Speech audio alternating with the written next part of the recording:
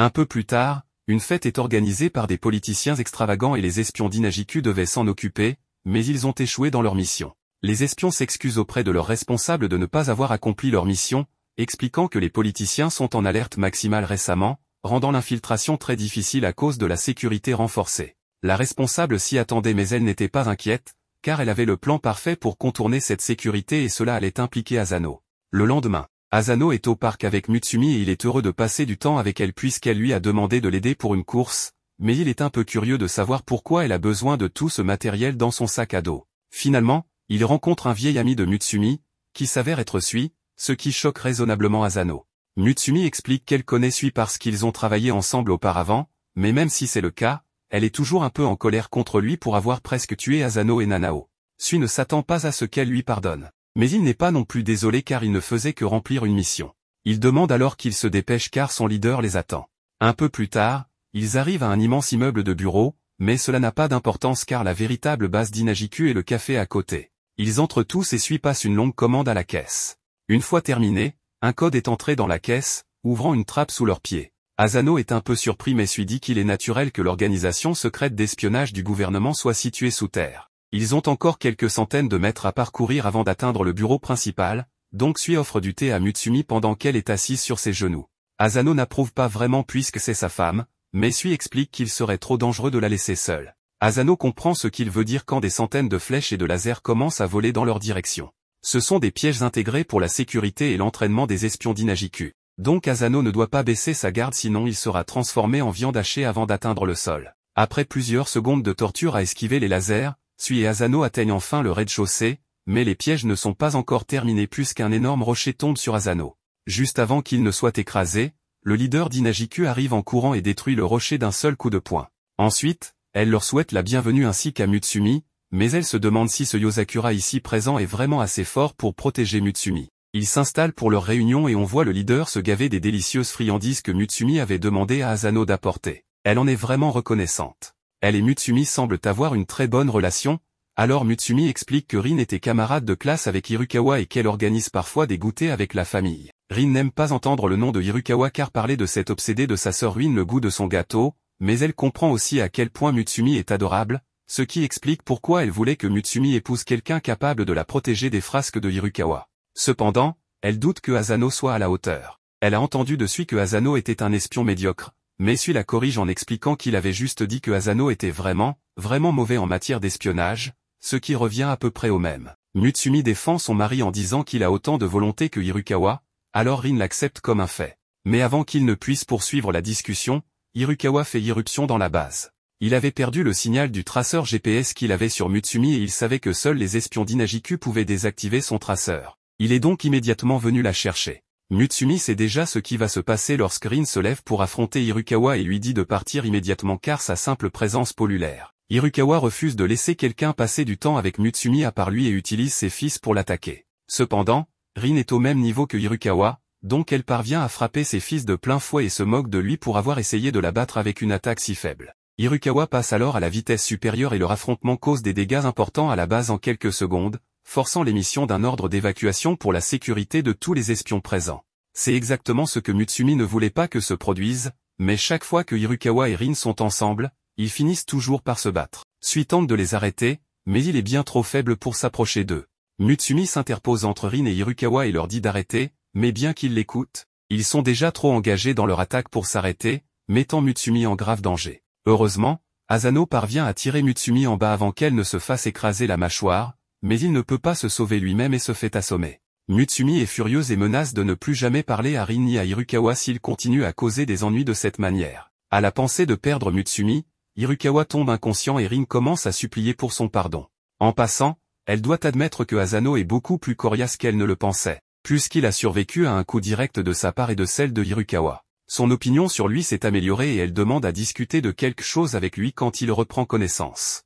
Elle veut que Asano s'infiltre pour enquêter sur un politicien. Ce politicien a fourni une éducation gratuite, normalisé les pensions et réduit les taxes à la consommation, ce qui lui vaut l'amour du peuple. Mais Rin dit que beaucoup de ses succès ont été bâtis sur beaucoup de sang versé. Il a un triplet d'espions les plus dangereux du monde, rouge, bleu et jaune comme bras droit, qui l'aide avec la corruption, les assassinats et toutes les autres magouilles illégales pour gagner la faveur du public. Avec les prochaines élections générales qui approchent, il prépare quelque chose de grand. Il a habilement réussi à faire passer tous ses autres crimes pour des coïncidences jusqu'à présent, mais ils ont récemment trouvé une de ces mini-bombes dans une affaire sans rapport l'autre jour. Bien que petite, elle est encore capable de tuer une personne à bout portant. Il y en a des centaines en circulation, mais même le contrebandier de bombes qu'ils ont arrêté ne sait rien de leur utilisation future. Leur seul indice est une vidéo de l'acheteur portant une perruque et des lunettes de soleil, ressemblant étrangement au politicien en question. Mais il n'y a pas assez de preuves pour l'arrêter encore. Ils ont besoin que Asano se rapproche de lui pour obtenir les preuves nécessaires avant que des gens ne soient blessés.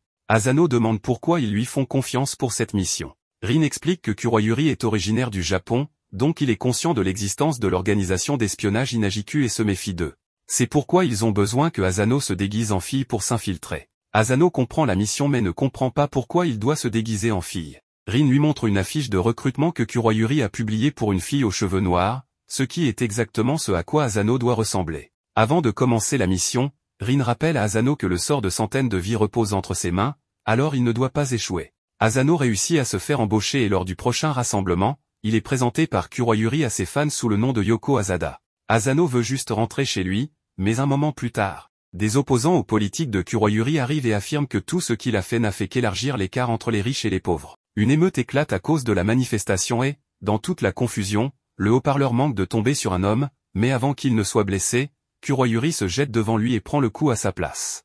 Il s'excuse si certains ont pu penser qu'il avait des intentions cachées, mais il affirme n'avoir que les intentions les plus pures. Même s'ils sont contre lui, il représente toujours la voix du peuple. Donc Kuroyuri est prêt à écouter leurs doléances pacifiquement. Les manifestants ne le détestent soudainement plus et tout le monde applaudit. Kuroyuri est emmené en ambulance pour ses blessures et il dit à Asano de retourner au bureau sans lui. Cependant, dans l'ambulance, il est révélé que Kuroyuri n'est pas du tout blessé. Tout cela faisait partie de son complot pour obtenir l'approbation du public, et cela a parfaitement fonctionné. Même ses blessures étaient fausses. Après avoir félicité ses espions corrompus, il demande à voir ses nouvelles cotes de popularité qui, comme prévu, sont en hausse. Pendant qu'il célèbre, on voit que Asano était caché là tout le temps. Il a donc la confirmation que Kuroyuri est aussi mauvais qu'il le soupçonnait et il est déterminé à ne pas le laisser s'en sortir. Mais malgré cela, il est presque impossible pour Asano de trouver des preuves de leur crime. Kuroyuri et les triplés apparaissent derrière lui alors qu'il fouille leurs documents. Quand il lui demande ce qu'il fait là, il invente une excuse en disant qu'il voulait juste organiser un peu les choses. En réalité, tout ce qu'il a pu faire, c'est organiser, car peu importe ses efforts, il n'a jamais trouvé la moindre preuve de leur crime, même s'ils en commettent plusieurs devant lui. Avec la menace des bombes toujours présente, il n'a trouvé aucun indice. Asano est vraiment confus sur la manière dont ils peuvent réaliser tout cela alors qu'il les observe tout le temps sans jamais les voir faire quoi que ce soit de suspect. Tout ce qu'ils font, c'est danser toute la journée, même s'ils sont terribles en danse. Cependant, en regardant de plus près, Asano réalise que leurs mouvements ridicules ne sont pas entièrement dus à leur mauvais talent de danseur, mais qu'ils utilisent ces mouvements pour dissimuler un code qu'ils utilisent pour communiquer. Une fois qu'il comprend leur code, il découvre qu'ils parlent de la manière dont ils ont provoqué la chute d'une organisation opposée. Le lendemain, alors que beaucoup de personnes importantes sont réunies dans un auditorium, le plan de Kuroyuri est d'utiliser les bombes là, car beaucoup de gens qu'il ne peut manipuler avec ses sales tours sont rassemblés au même endroit. Il prévoit de tous les éliminer aujourd'hui en plaçant les bombes sous la scène. Sans plus tarder, il appuie sur le bouton pour déclencher les bombes. L'explosion se produit, mais elle a lieu à l'extérieur, dans la fontaine. Asano est soulagé que personne n'ait été blessé, car il n'a pas eu assez de temps pour désarmer les bombes et les ajouter dans la fontaine pour minimiser le rayon de l'explosion.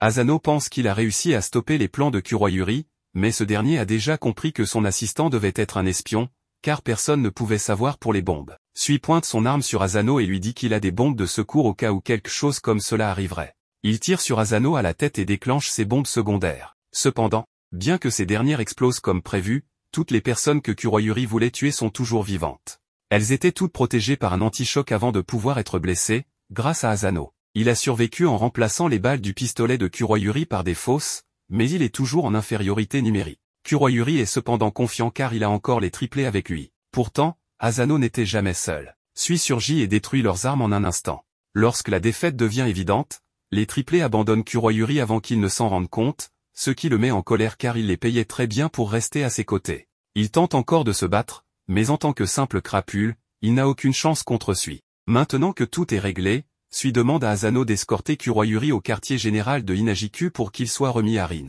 Asano n'aime toujours pas être autour de Kuroyuri, car il est vraiment étrange. Kuroyuri commence alors à parler de la façon dont Asano a surmonté le traumatisme de l'accident qui a tué sa famille et s'est prouvé en devenant un des Yozakura.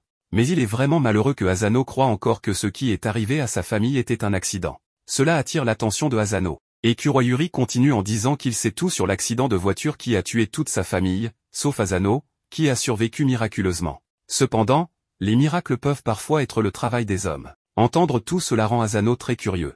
Il pointe son arme sur la tête de Kuroyuri et lui ordonne de tout dire sur ce qu'il sait de l'accident de sa famille. Quelques jours plus tard, Futaba s'entraîne en travaillant les réflexes d'Asano en lui tirant des balles de baseball avec une espèce de mitrailleuse. Asano a du mal à courir tout en les esquivant. Après cette séance d'entraînement éreintante, Futaba rentre chez lui. Là, il trouve Mutsumi en train de regarder un vieil album photo où tout le monde semble très jeune. Mutsumi montre fièrement l'album à Futaba et Asano. Asano lui demande l'occasion de cette photo, et Mutsumi lui répond que c'était pour célébrer l'obtention de la licence d'espionnage de Nanao. Futaba affirme que c'est une tradition familiale de prendre une photo de famille lorsque quelqu'un obtient sa licence. Asano est curieux au sujet de cette licence d'espionnage, et les filles le regardent avec confusion.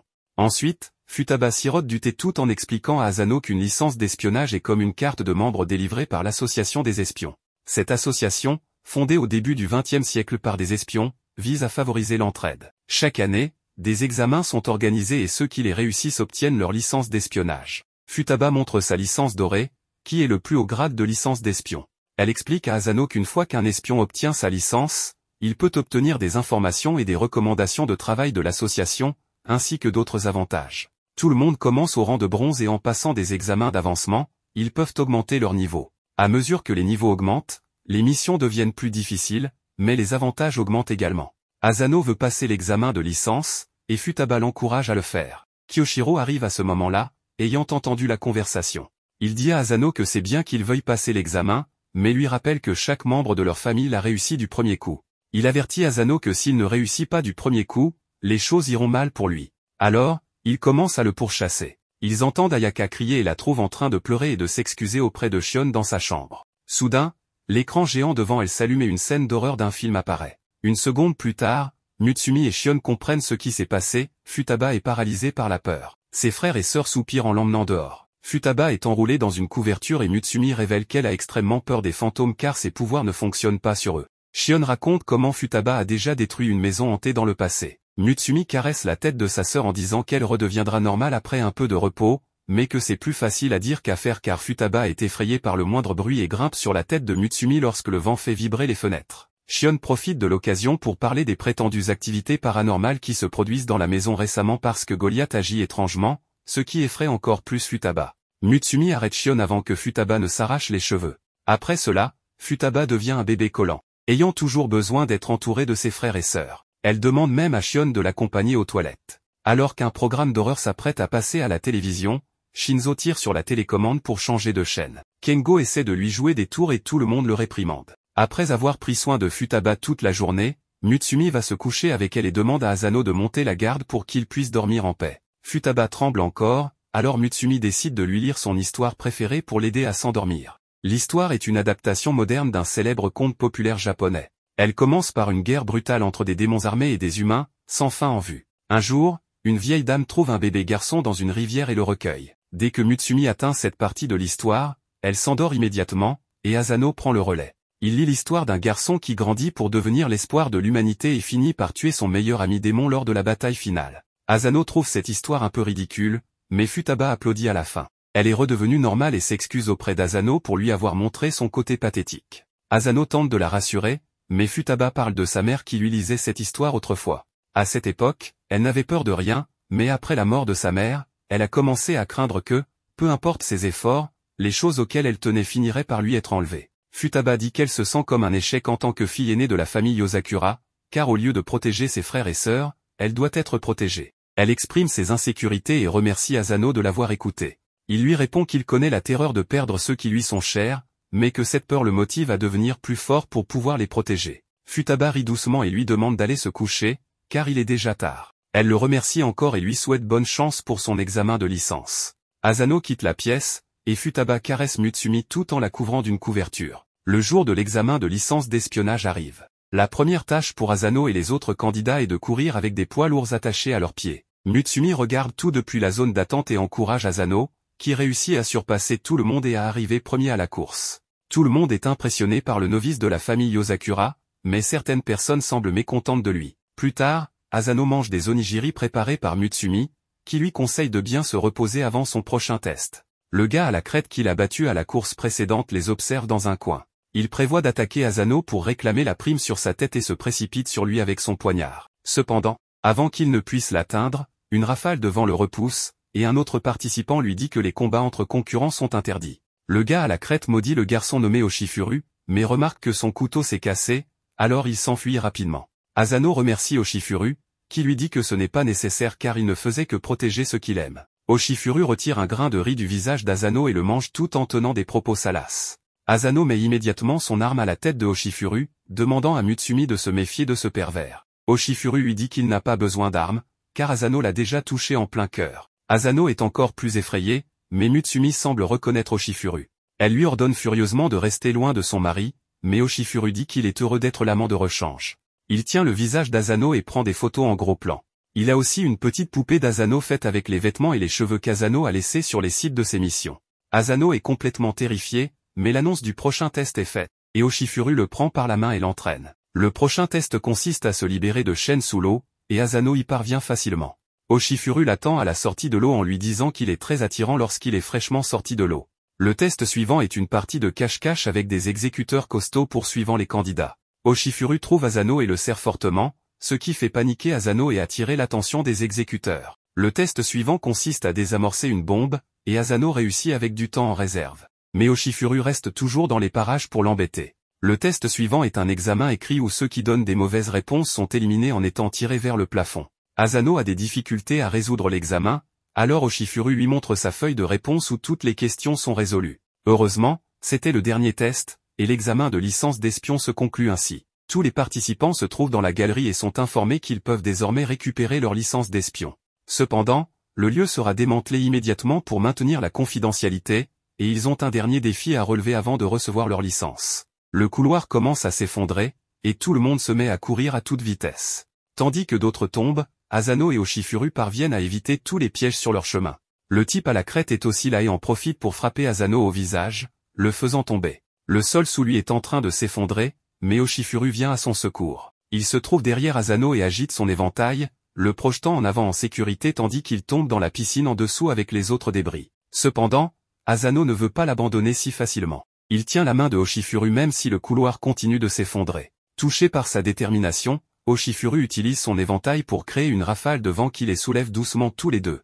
Il atterrit sur un sol stable avec Asano dans ses bras et lui dit qu'il a réussi. Asano est confus, alors Oshifuru se présente comme un espion de rang argent et le surveillant de cet examen. Il explique que, bien que les tests étaient conçus pour vérifier les compétences des participants, un surveillant était assigné à chaque participant pour juger de leur caractère. Le petit vieux qui est le surveillant de tête à crête lui arrache sa licence des mains et lui dit qu'il a échoué, tandis que Oshifuru se dirige vers la plateforme et sort la licence d'Asano. Il déclare qu'Asano a un caractère digne de respect et de confiance, ce qui explique pourquoi il réussit le test. Asano est ravi de recevoir sa licence et pense que Oshifuru plaisantait en disant qu'il avait un faible pour lui. Oshifuru dément cela en disant qu'il est vraiment attiré par lui, mais Asano préfère sauter dans la piscine en dessous. Plus tard dans la journée, une fête est organisée pour célébrer l'obtention de la licence d'espion d'Asano. À ce moment-là, Kyoshiro tombe du toit et explique nonchalamment qu'il a créé des passages secrets dans les murs pour espionner Mutsumi. Les murs étant trop fins, alors il a fini par tomber. Cela fait réaliser quelque chose à Futaba,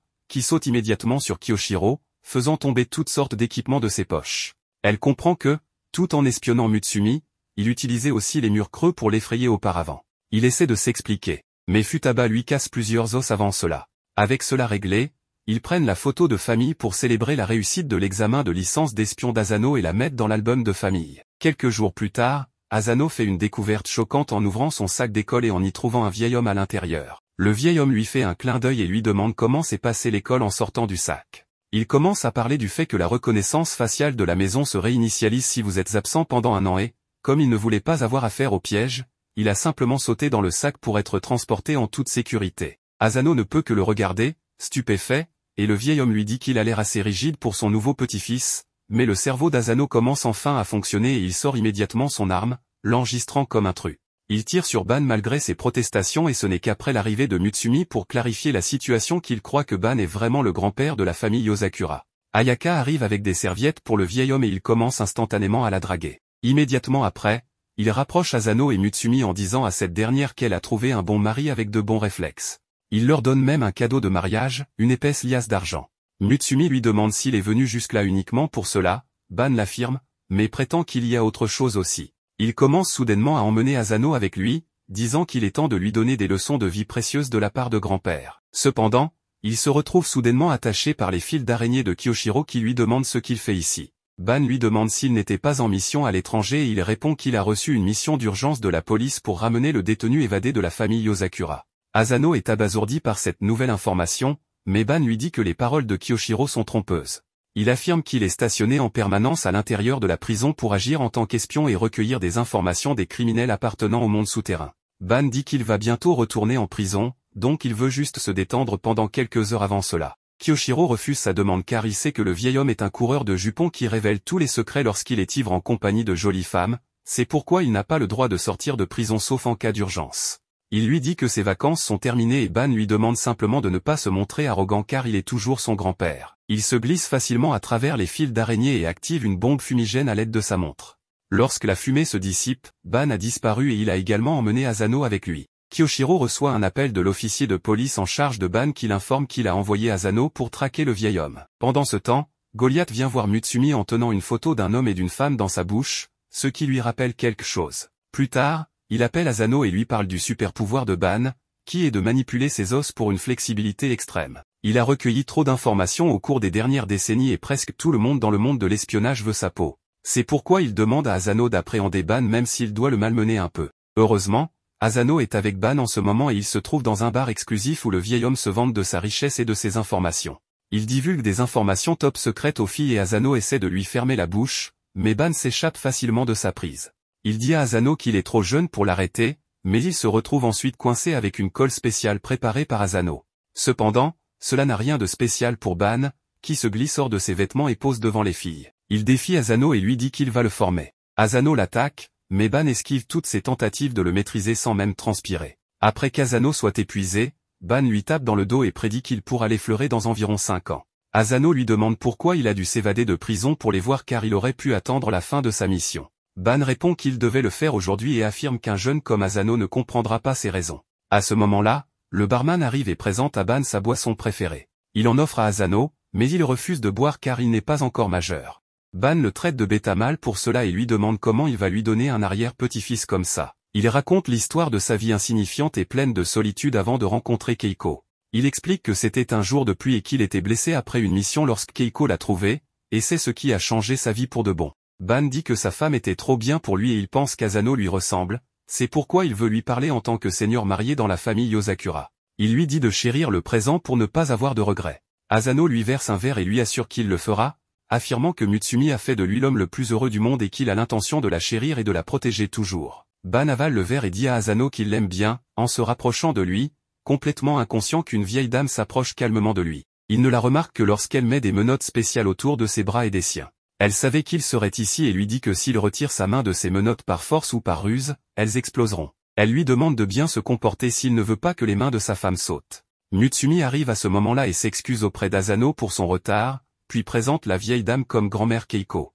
Asano est choqué car, d'après l'histoire de Ban, il pensait que Keiko était morte, mais ce n'est pas le cas. Ban s'accroche à sa femme et lui dit qu'il a même commandé sa boisson préférée et qu'il demandait aux filles plutôt quel cadeau lui acheter puisqu'aujourd'hui est leur anniversaire. Keiko refuse de l'indulgencer et le renvoie calmement en prison malgré ses pleurs et ses protestations. Asano comprend enfin pourquoi le vieil homme s'est évadé de la prison aujourd'hui et Mutsumi dit qu'elle s'en est souvenue seulement après avoir vu la photo de leur jeunesse. Il remarque qu'il comprend aussi les sentiments de son grand-père et Mutsumi rougit soudainement. Elle se cachait plus tôt et a entendu Asano dire qu'elle a fait de lui l'homme le plus heureux et, avec ses sentiments dans son cœur, elle lui prend la main. Le lendemain, Mutsumi montre à Asano quelques photos de Keiko et Ban, qui ont réussi à convaincre sa femme de sortir avec lui avant de retourner en prison. Asano dit que tout le monde peut apprendre de Ban à être romantique même à un âge avancé. Quelques jours plus tard, Ban s'évade de nouveau de prison pour voir sa famille, mais il ne trouve que la domestique Ayaka car tout le monde est parti pour leur sortie mensuelle de shopping familial. Il déjeune dans un restaurant chic et tout le monde a des plans pour l'après-midi. Kiyoshiro essaie de partir le premier, mais Futaba lui attrape la main et lui demande de payer la note en tant que fils aîné. Il dit qu'il ne paiera que pour la note de Mutsumi, mais elle lui lance un regard mignon et innocent, et il paie immédiatement pour la nourriture de tout le monde. Après cela, chacun va de son côté et Asano se rappelle du temps où il venait au centre commercial avec sa famille. Mutsumi attire son attention et il lui demande ce qu'ils vont acheter aujourd'hui. Elle lui répond des articles d'épicerie courants mais termine la liste par des munitions et des grenades. Elle ne plaisante pas et achète des grenades à partir d'un dispositif caché dans le centre commercial. Ensuite, ils vont au Starbucks du centre commercial et Mutsumi commande 100 kg de café au tapioca de fer. Asano est confus, mais le barista comprend sa commande et leur livre 100 kg de munitions pour fusil. Asano commence enfin à comprendre cet endroit et Mutsumi confirme que c'est un lieu où les espions, les assassins et tous les membres du monde souterrain peuvent acheter leurs fournitures. D'un autre côté, Shion et Shinzo se trouvent dans la boutique d'un vieil homme frêle qui leur vend une puce capable de traiter les informations provenant de l'ancienne boule de mémoire. Shinzo est confus quant au choix du fusil dans la boutique, mais Shion connaît ses habitudes et lui dit de choisir celui dans la main gauche. Pendant ce temps, Futaba reçoit un massage intense d'une mamie musclée qui lui dit de mieux prendre soin de son corps, car elle peut dire que Futaba a trop travaillé. D'un autre côté, Nanao achète des pilules de cyanure à haute concentration et Kengo achète des masques pour le visage afin de s'assurer que sa peau reste lisse même après avoir porté de nombreux déguisements. Pendant ce temps, Kyoshiro entre dans une librairie mystérieuse et achète un livre d'horreur très rare avec des intentions malicieuses. Asano se rend également à une laverie spécialisée où ils rendent les vêtements ordinaires par balle et enlèvent les taches de sang. Là, une fille en pleurs attrape soudainement son bras en appelant son père. Asano emmène la fille à Mutsumi et explique qu'elle a perdu ses parents dans le centre commercial. Mutsumi essaie de réconforter la fille nommée Suzu et apprend que des personnes effrayantes ont emmené son père. En entendant cela, Mutsumi devient alerte et appuie sur un code secret dans l'ascenseur pour les emmener au sous-sol secret du bâtiment où ils vendent des choses trop sombres et sinistres pour le centre commercial principal. En arrivant au sous-sol, Asano est choqué car cela ressemble à une scène dystopique.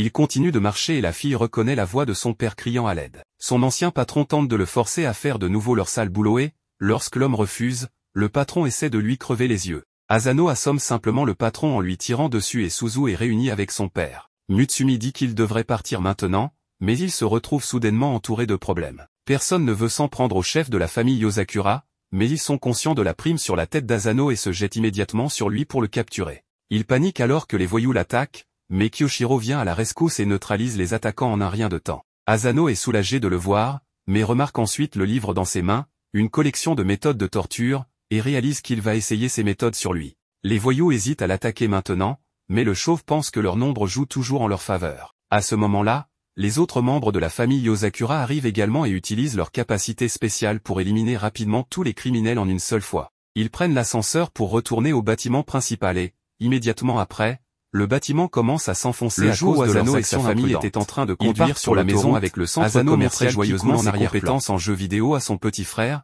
tandis que sa mère se plaignait qu'il mettait beaucoup plus d'efforts dans ses jeux vidéo que dans ses études. Son père n'était pas beaucoup mieux car il se concentrait trop sur son travail et passait à peine du temps avec eux en tant que famille. Il avait récemment pris des congés, alors ils avaient prévu un voyage de camping, mais malheureusement, il avait commencé à pleuvoir juste au moment où ils étaient arrivés, donc le voyage allait être gâché. Il s'excuse auprès de tout le monde, mais Asano lui dit que ce n'est pas grave et continue de jouer à son jeu. C'est alors que la voiture perd le contrôle et cela entraîne la mort de toute sa famille. Asano se réveille en sursaut de son cauchemar et reste allongé dans son lit pendant quelques minutes en pensant à ce qui s'est passé. Plus tard dans la journée, il se rend dans la chambre de Shion pour qu'elle puisse analyser le dispositif de stockage optique acquis de Kurogao, et d'après ce qu'elle peut en dire, il contient la liste des invités de la réception de mariage de leurs parents. La plupart des invités étaient des civils, donc le mariage devait être ouvert au public et il n'y aurait normalement rien de particulièrement étrange à cela, mais les parents de Asano étaient également sur cette liste. Ils ne peuvent tirer aucune conclusion simplement d'une liste d'invités,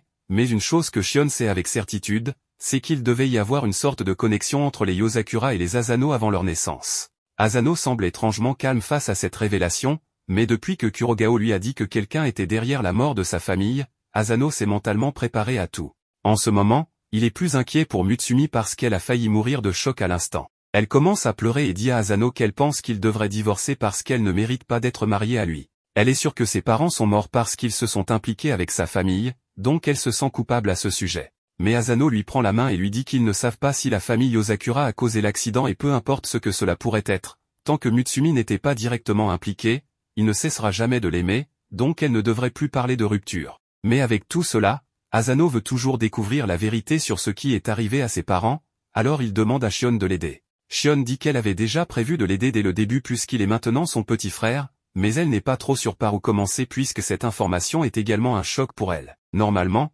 toutes les données sur une génération précédente de la famille Yosakura sont effacées pour des raisons de confidentialité, donc le fait que cette liste existe encore signifie que le monde criminel doit être impliqué d'une manière ou d'une autre. Ils n'ont aucune autre piste, donc Shion pense qu'il pourrait valoir la peine de visiter l'endroit où toutes les informations finissent, la bibliothèque des morts. Suivant les instructions de Shion, Asano se rend au parc et trouve une bouche d'égout au milieu du sol. Alors qu'il descend, Shion informe que la bibliothèque des morts est une organisation privée sponsorisée par l'association des espions, donc les informations y sont hautement fiables et il pourrait être en mesure de découvrir la véritable raison pour laquelle ses parents sont morts. Mais cela dit, Shion lui rappelle d'être prudent car des endroits comme celui-ci ne sont jamais faciles à traverser. En entrant, Asano voit un gars en train de lire un livre et de rire, mais le moment suivant, il se fait poignarder à travers la tête par la bibliothécaire qui prend la politique du silence très au sérieux. Asano est content de ne pas avoir fait de bruit par accident et Shion explique que la bibliothécaire s'appelle Michan et qu'elle déteste absolument que quiconque fasse du bruit dans son territoire. Les pénalités varient en fonction de la force du bruit, donc si vous éternuez, elle vous tuera probablement, mais si vous êtes simplement maladroit, elle vous brisera probablement juste un ou deux bras. C'est une espionne de rang argent, donc Asano ne pourra pas la vaincre dans un combat direct. Sa meilleure chance est de l'éviter, mais ça va être pénible car elle patrouille silencieusement dans la bibliothèque. Tant que Asano ne fait aucun bruit, il devrait aller bien. Même son écouteur risque d'agacer Michan, donc Shion va réduire le volume au maximum. Alors que Asano se faufile dans la bibliothèque, il voit Michan tuer un gars simplement parce qu'elle n'aime pas sa tête, ce qui semble injuste. Asano continue de chercher dans la bibliothèque tandis que de plus en plus de personnes se font tuer pour avoir fait le moindre bruit. Asano fait accidentellement tomber un livre en cherchant et cela aurait suffi pour le faire tuer, mais heureusement, il l'attrape avant qu'il ne fasse de bruit, au grand soulagement de tout le monde autour. Asano continue de chercher, mais la façon dont les choses sont organisées ici est si compliquée qu'il a du mal à trouver quoi que ce soit. Finalement, il trouve le dossier contenant tous les enregistrements civils des 10 dernières années et à l'intérieur, il trouve les dossiers appartenant à son père, Hidasano. Le dossier ne donne aucune information utile à Asano, donc il est déçu d'avoir risqué de se faire empaler par la bibliothécaire folle pour rien. Mais ensuite, il réalise qu'il y a une fente dans le livre pour le dispositif de stockage optique. Il le sort, l'insère dans le trou et une fois qu'il le fait, les pages du livre changent pour révéler un dossier indiquant que la famille de Asano a été éliminée par Tampopo. Le livre initie ensuite une séquence d'autodestruction et dans les secondes suivantes, le livre explose. Le bruit était vraiment fort, donc Shion avertit que Michan va certainement venir le tuer maintenant, alors il doit se cacher pour l'éviter. Asano parvient à esquiver la première attaque de Michan et, suivant les instructions de Shion, il tire une décharge électrique sur une prise, ce qui provoque une coupure de courant dans toute la bibliothèque. À couvert dans l'obscurité, Shion dit à Asano de courir, mais alors qu'il essaie de s'échapper, Michan le rattrape parce que même sans lumière, elle peut le suivre uniquement grâce au bruit que son corps fait. Elle va prendre grand plaisir à le tuer, alors elle charge. En même temps, Shion dit à Asano de se retourner et de courir dans un couloir voisin. C'est alors que Mutsumi a une idée, alors elle dit à Asano de retirer son écouteur et de pointer vers Michan. Une fois qu'il le fait, elle augmente le volume au maximum et crie dans le micro, assommant Michan. Mutsumi avait compris que Michan devait être sensible au son, ce qui explique pourquoi elle est dérangée par les moindres perturbations. Donc, l'écouteur de haute qualité de Mutsumi a pu submerger ses oreilles et la faire s'évanouir. En dehors de l'expérience de mort imminente, Asano a pu obtenir un indice sur les tueurs de ses parents. Il va donc plus tard voir Kyoshiro pour obtenir de l'aide pour retrouver Tampopo. Cependant, Kyoshiro profite de l'occasion pour infliger de la douleur à Asano. Alors que Asano est ligoté, Kyoshiro mentionne qu'il a entendu parler de Tampopo avant et que la famille de Asano n'était pas la seule à en être victime, car ce sont aussi eux qui ont tué la mère de Mutsumi. Kyoshiro a utilisé toutes les ressources disponibles de la famille Yosakura pour les traquer, mais n'a toujours trouvé aucun indice sur eux. Tout ce qu'il sait, c'est qu'ils sont une organisation puissante qui cible Mutsumi et que tous leurs membres ont des tatouages de pissenlit sur leurs mains. Cela a été incroyablement frustrant pour Kyoshiro, mais Asano lui demande de ne pas prendre ses frustrations sur lui. Kyoshiro se calme un peu et mentionne maintenant qu'il doit remercier Asano,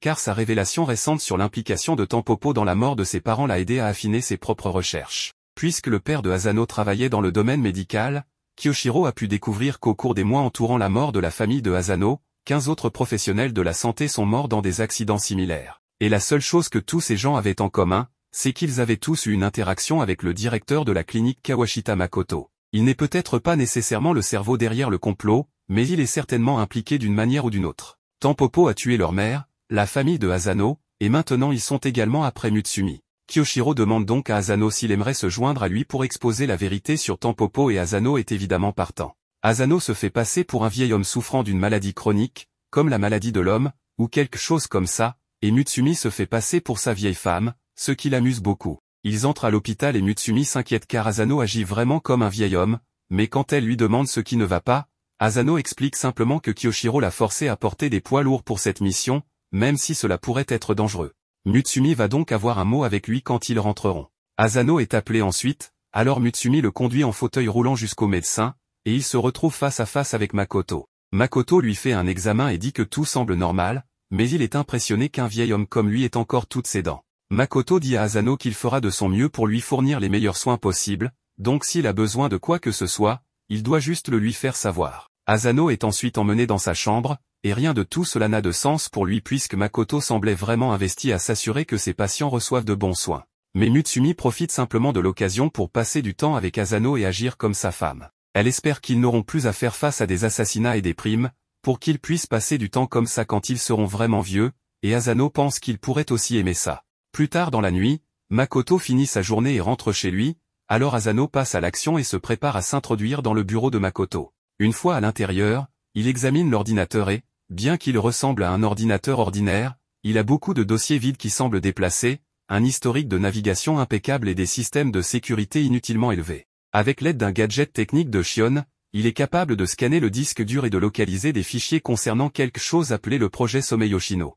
Cela parle de comment la famille Yosakura est connue pour ses capacités surhumaines, mais le mécanisme derrière est en fait assez simple. Le corps du chef de la famille Yosakura produit une protéine connue sous le nom de soménine, et cette protéine est ce qui permet aux membres de la famille Yosakura de développer des sens et des capacités surhumaines à un jeune âge. Cependant, les effets de cette protéine ne sont pas exclusifs à la famille Yosakura, car c'est également un agent dopant efficace pour les personnes normales. Cependant, elle ne peut pas être créée synthétiquement, donc si Tampopo souhaite la produire en masse, ils doivent mettre la main sur la source naturelle de cette protéine, le cœur de Mutsumi Yosakura. Asano est choqué par cette révélation, mais en même temps, Makoto s'approche furtivement de lui et le plaque au sol avec un scalpel pointé sur lui. Makoto avait entendu des rumeurs, mais il est surpris que l'assassinat de Asano ait réellement échoué. Asano lui demande s'il est celui qui a tué sa famille et la mère de Mutsumi, mais Makoto ne voit aucune raison de répondre à une question triviale comme celle-là, puisqu'Asano sera bientôt mort. Il tente de poignarder Asano à la poitrine, mais le scalpel est bloqué par les poids que Kiyoshiro a forcé Asano à porter.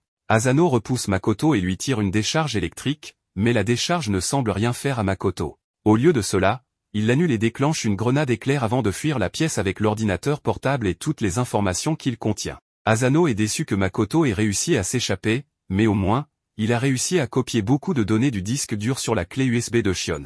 Il sait maintenant quel est le complot maléfique de Tampopo, et pour le bien de Mutsumi, il ne les laissera pas s'en tirer. À son arrivée sur les lieux, la première chose que Shinzo fait est de cibler le méchant avec diverses armes. Après cela, il envoie le protagoniste au loin. Il commence alors un combat au corps à corps et le méchant déclare qu'il a planté des bombes partout dans l'hôtel et qu'il est prêt à les déclencher s'il n'arrête pas de se battre. Shinzo prend une raclée mais reste ferme, disant qu'il attend juste. Soudain, le propriétaire de l'hôtel reçoit un appel disant qu'un terroriste est entré dans les locaux et cause des troubles. Sachant l'existence des bombes, Asano veut évacuer tout le monde de là et, agissant comme un fou, il est réussi. Cependant, on voit qu'un homme mystérieux ne quitte pas les lieux.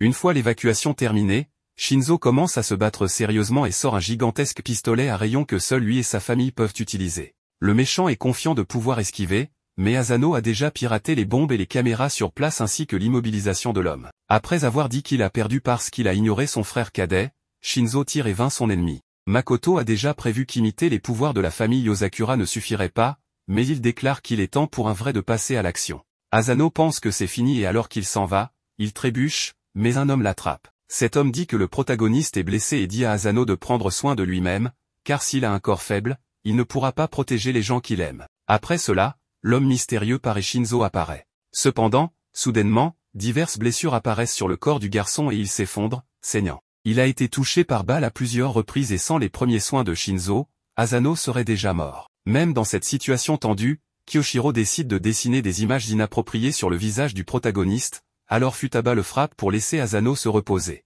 Tout le monde part, laissant Mutsumi seule avec son mari. Cependant, avant de partir, Nanao laisse une mallette avec elle dans le laboratoire. On voit que Kiyoshiro semble inquiet et lorsque Shinzo apparaît, il dit que ce n'est pas de sa faute. Cependant, il ne s'agit pas de cela, Shinzo veut parler des blessures d'Asano. Soudain, le corps du protagoniste commence à saigner et même avec son ouïe surdéveloppé, il n'a entendu aucun coup de feu ni ne détecte la présence de quiconque. La seule chose à laquelle il peut penser est qu'Asano a été attaqué avant son arrivée et que la réaction a été retardée dans son corps. Il n'y a qu'une seule personne capable de cela qu'il connaît, mais avant de révéler qui c'est, l'alarme de la maison se déclenche, indiquant qu'il y a plus d'1 millier d'intrus dans la résidence. L'un d'eux est impatient d'attaquer mais, comme il ne veut pas suivre les ordres, il est éliminé. Makoto a prévu de blesser un membre de la famille pour rassembler tous les frères et sœurs là-bas, car il veut se débarrasser de tout le monde sauf Mutsumi. Tous les ennemis utilisent cette drogue et trouvent d'une manière ou d'une autre les codes de sécurité de la famille Yosakura. Soudain, ils sont arrêtés par Goliath, le chien de garde de la famille, qui montre sa véritable forme. Les frères et sœurs apparaissent également et la véritable bataille commence, chacun utilisant son propre style de combat complètement différent des autres. Alors que la plupart des frères et sœurs essaient de neutraliser les intrus, Kyoshiro est chargé de protéger le manoir. Cependant, même en les battant beaucoup, les intrus se relèvent à chaque fois. Le capitaine ennemi décide d'agir et il peut utiliser 60% de la puissance du Harakura. Avec cela, il se dirige vers Goliath, et lui fracasse la tronche d'un puissant coup, l'envoyant valser vers le manoir. Alors qu'il se dirige vers les fils de Kyoshiro, le frère aîné doit les désactiver. Ainsi, le méchant parvient à entrer dans le manoir et avant que Kyoshiro ne puisse faire quoi que ce soit, quelqu'un à l'intérieur active le mode hibernation du manoir. On voit qu'ils savent qui est leur ennemi et que cette personne porte une bague de chef de famille. Ainsi, Kyoshiro dit à ses frères et sœurs de s'occuper des intrus à l'extérieur parce qu'il va récupérer la bague de famille. Quand les lumières s'éteignent, Mutsumi essaie de parler à ses frères, mais toute communication est coupée. De plus, le pouls de Asano devient de plus en plus faible et si elle ne fait rien, son mari va mourir. Pendant ce temps, Kyoshiro trouve cet homme mystérieux et quand il lui dit qu'il n'a plus le droit à cette bague, il l'appelle père. En regardant la photo de sa mère, Mutsumi sait quoi faire, alors elle prend une seringue pour obtenir un peu de son sang. Dans un flashback, on voit la mère de la jeune fille lui dire qu'il y a un pouvoir spécial dans leur sang. Elle dit à Mutsumi que ce pouvoir peut être utilisé pour le mal, mais que de bonnes choses peuvent aussi en découler. Donc, si elle doit jamais utiliser ce pouvoir pour quelqu'un, elle doit s'assurer que c'est uniquement pour la personne à qui elle tient le plus au monde. Elle donne alors son sang à Asano et, tout en pleurant pour qu'il ne la quitte pas, le méchant apparaît. Juste au moment où il s'apprête à l'attraper, le protagoniste la protège en disant qu'il ne laissera personne approcher sa bien-aimée. La bataille commence et le protagoniste a le dessus, mais ce grand pouvoir entraîne beaucoup de douleur dans le corps du garçon. Le méchant comprend ce qui se passe et dit que c'est l'un des effets secondaires du sang des Yosakura. Cependant, Mutsumi apparaît pour le calmer et dit que s'il meurt, elle le suivra. La jeune fille apprend à Asano comment contrôler ce pouvoir et en se concentrant sur ses sens, Asano revient à la normale. Avec tout ce nouveau pouvoir, il lance un coup de poing qui achève le méchant, qui dit que le garçon est un monstre. Kyoshiro veut que son père rende la bague du 9e chef de la famille Yosakura, mais l'homme l'ignore et dit que ses enfants ont l'air formidables et qu'il est fier d'eux. Kyoshiro ne veut pas discuter, alors il va droit au but et demande pourquoi il est allé jusqu'à utiliser le Tanu pour se renforcer. En gros, le frère aîné dit que son père a fait tout cela pour forcer Mutsumi à mettre son sang dans le protagoniste. L'homme dit qu'il voulait que Asano soit un mari assez fort pour protéger Mutsumi, car il tient à sa fille. Ayant atteint son but, il compte partir, mais Kyoshiro a une autre idée. Tout en ordonnant à son père de rester loin de Mutsumi et Asano, il utilise une technique très puissante. Après avoir vaincu le méchant, le protagoniste est serré dans les bras par sa femme, qui est désespérée à cause des effets secondaires du sang. Mais après que Asano l'ait enlacée, elle devient plus calme. Pour gâcher le moment, on voit que Shion réussit à rétablir la communication et appelle Mutsumi pour savoir comment ils vont. Elle informe alors ses frères de la situation et ils décident de mettre fin à tous les intrus. Kengo utilise ses compétences en déguisement pour prétendre être Mutsumi et conduit tous les bandits vers Nanao, qui crée un trou en frappant le sol. Shinzo utilise une de ses armes pour les immobiliser tous et avec sa force monstrueuse, Futaba les expédie tous au loin. De retour avec Kyoshiro, son père dit que le garçon est très fort mais qu'il est celui qui lui a appris ses techniques, donc il sait comment les arrêter. Cependant, Kyoshiro s'y attendait et obtient ce qu'il voulait, récupérer la bague. Revenant au protagoniste, tout le monde est heureux que le garçon aille bien, mais quelque chose se passe lorsque son frère aîné arrive. Les autres retiennent Asano car il est hors de contrôle. Il est dans cet état à cause du sang Yosakura, qui est extrêmement difficile à contrôler. Cela rappelle des souvenirs, car quand ils étaient petits, ils perdaient le contrôle de temps en temps. Pour ramener Asano à la normale, Kyoshiro met les écouteurs de chien sur le protagoniste et dit que la voix de quelqu'un de proche pourrait lui faire retrouver ses sens. Kyoshiro dit à Mutsumi de chanter. Les autres frères et sœurs sont désespérés d'entendre cela et on voit que Kyoshiro voulait juste entendre sa sœur chanter. Puisqu'elle voulait tellement sauver son bien-aimé, Mutsumi accepte et les dégâts sont si importants que même certains oiseaux en meurent. Cependant, le protagoniste revient à la normale et on voit que tout le monde est heureux de son retour. En raison des effets secondaires du sang de Yosakura, Asano éprouvait diverses douleurs dans son corps en se levant. Mutsumi préparait le petit déjeuner jusqu'à ce que Nanao apparaisse et lui remette la recette pour soulager les douleurs de Asano. Lorsque le protagoniste est apparu, il a prétendu ne pas avoir mal, mais les crampes sont revenues. Comme elle n'allait pas à l'école, elle a demandé à Nanao d'accompagner Asano au cas où quelque chose arriverait à son mari. Le protagoniste était nerveux à ce sujet car il serait étrange qu'une personne de cette taille soit à l'école. Cependant, nous découvrons que ce n'est pas la vraie forme de Nanao. En injectant quelque chose dans son corps, Nanao est devenu beaucoup plus petit et nous avons découvert qu'il est le plus jeune de la famille et est allé à l'école avec Asano. Le protagoniste n'en revenait toujours pas. Nanao a expliqué davantage sur ses pouvoirs qui impliquent l'immunité. Il a un corps unique qui peut neutraliser le poison et se renforcer physiquement, même si ce n'est pas facile à contrôler. À cause de cela, il passe la plupart du temps sous la forme que nous avons vue auparavant. Quand il va à l'école, il a besoin d'un médicament qu'il a inventé et qui supprime sa mutation.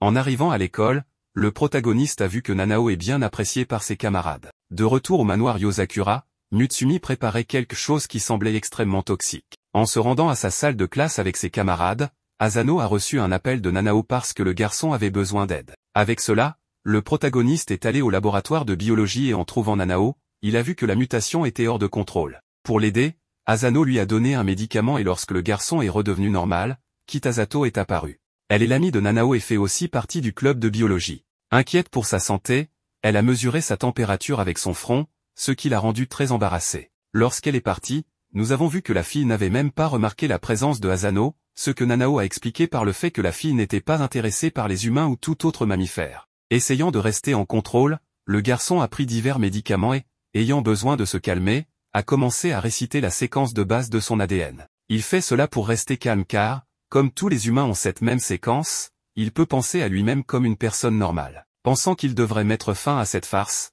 il a envisagé d'utiliser un vaccin permanent. S'il l'injectait dans son corps, il ne serait plus jamais instable, mais il resterait dans cette grande forme pour toujours. Comprenant que Nanao devrait perdre la vie ordinaire qu'il aimait tant, Asano l'a arrêté et en pleurant a dit qu'il l'aiderait. Ainsi, tout au long de la journée, chaque fois que Nanao était sur le point de perdre le contrôle, le protagoniste trouvait un moyen de lui injecter le vaccin, même pendant un match de baseball. Cependant, lorsque Kitasato est allé dans la salle du club, son serpent de compagnie a fini par manger l'un des médicaments de Nanao et, à cause de cela, est devenu géant et hors de contrôle. De retour au manoir, les amis espions de la famille sont apparus et ont décidé de goûter quelques boulettes de riz préparées par Mutsumi. Asano gardait Nanao calme grâce à des techniques d'acupuncture qu'il avait apprises. Le garçon était très heureux de l'aide du protagoniste, mais ils ont remarqué que certains animaux du laboratoire de biologie étaient là. En arrivant dans la salle, ils ont vu que Kitasato était par terre et que tous les autres animaux s'étaient échappés de leur cage. Après avoir constaté que la fille allait bien, Nanao s'est rendu compte que le basilic avait mangé l'un de ses médicaments, à cause d'une de ses écailles qui était hors de contrôle. Lorsqu'elle s'est réveillée, la fille a couru après son serpent et Nanao est allé avec elle, tandis que le protagoniste s'occupait des animaux en liberté. Ils sont allés dans un endroit où le basilic avait l'habitude d'aller et Nanao a dû sauver Kitasato car le serpent était confus et attaquait tout ce qu'il voyait. N'ayant pas d'autre choix, Nanao a dû laisser sa mutation se déchaîner et, puisque ses cellules peuvent neutraliser les effets de ce médicament, le basilic est revenu à la normale. Avant que Kitasato puisse voir comment était Nanao, il avait disparu. Asano avait emmené le garçon sur le toit de l'école pour plus d'intimité. En soulageant ses mutations, Nanao a perdu le contrôle, alors il a décidé de prendre le médicament définitif. Il ne pouvait pas contrôler sa propre force, mais quand il était sur le point d'injecter le vaccin, Asano l'a arrêté avec sa main. Ainsi, en l'enlaçant, le protagoniste a dit à Nanao de réciter cette séquence qui le calmait. Avec cela, il est progressivement revenu à la normale et Asano a mentionné qu'il avait un frère cadet. Il a donc dit à Nanao qu'il serait là pour lui comme un grand frère. Soudainement, nous voyons que Kitasato était aussi là et avait tout vu, mais elle croyait seulement que Nanao était capable de métamorphose. Quant à leur proximité, elle ne soupçonnait pas qu'ils faisaient partie de la même famille, mais pensait que Asano voulait rejoindre le club de biologie, alors elle l'a attrapé pour remplir son formulaire d'inscription. En rentrant chez eux, ils ont vu que presque tout le monde était évanoui, sauf Ren qui pouvait manger ses boulettes de riz sans problème. Ainsi, nous avons découvert que c'était à cause de la recette pour aider Asano et que l'effet secondaire des boulettes de riz était de faire s'évanouir la personne. Dans une séance d'entraînement pour contrôler ses nouveaux pouvoirs, Asano n'a aucune chance contre Shinzo qui est extrêmement rapide. Le protagoniste n'est toujours pas habitué au pouvoir des Yozakura, ce qui le rend dangereux de le garder activé trop longtemps. Il doit donc trouver un moyen de vaincre son ennemi rapidement. Soudain, Kyoshiro apparaît et dit à Asano que ce qui rend les Yozakura forts, c'est la raison pour laquelle ils utilisent leur pouvoir. Ayant une mission à l'étranger, le frère aîné doit partir jusqu'à ce que Mutsumi apparaisse pour voir son mari. Elle vient de participer à une tombola et a gagné des billets pour un voyage d'un jour et d'une nuit aux sources chaudes de l'enfer sans fin. À la maison, elle explique que c'est une station pour les membres du monde souterrain et que c'est uniquement sur invitation.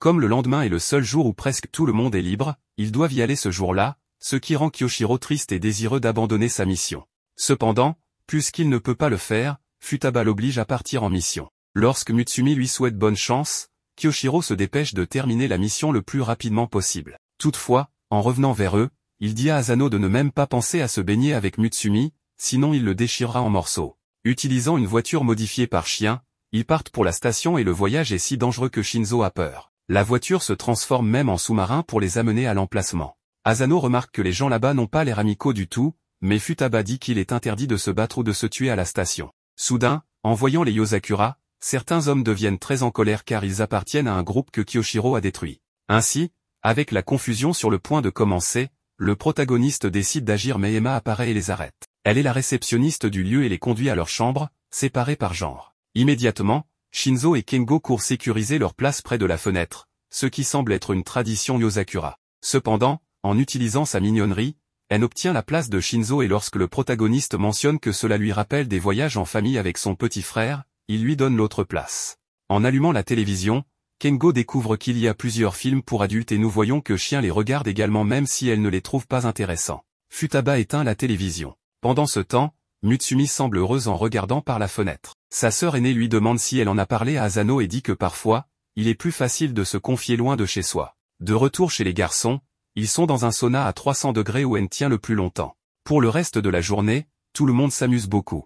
Au dîner, les hommes qui détestent les Yozakura apparaissent à nouveau et leur chef renverse sa bière sur Futaba. Cela terrifie les autres frères et sœurs et nous découvrons rapidement pourquoi, très faible face à l'alcool, cela rend la fille ivre et elle commence à jouer avec ces hommes. Shion dit à Asano d'emmener Mutsumi tandis qu'il gère la situation. Ainsi, le couple réussit à avoir un moment seul dans la chambre. Il se trouve dans une source chaude extérieure et Mutsumi invite le protagoniste à la rejoindre. Mais nous découvrons que quelqu'un de dangereux vient d'arriver. Être déshabillé près de sa bien-aimée rend le protagoniste très embarrassé. Mutsumi dit que cela devrait être normal puisqu'ils sont déjà mariés. De plus, alors qu'elle se lève, Mutsumi dit qu'elle a quelque chose à lui dire et le protagoniste remarque une cicatrice sur sa poitrine. Lorsqu'elle était en 6e année, elle a été kidnappée par Tampopo et ils ont presque arraché son cœur. Le cœur du leader des Yozakura est bien supérieur au sang en termes de concentration et peut produire des dizaines de milliers de compatibles à la fois, mais cela produirait aussi des dizaines de milliers de victimes. Mutsumi dit que ce n'est pas une coïncidence que le sang de Asano soit compatible et que lorsque son corps était affaibli,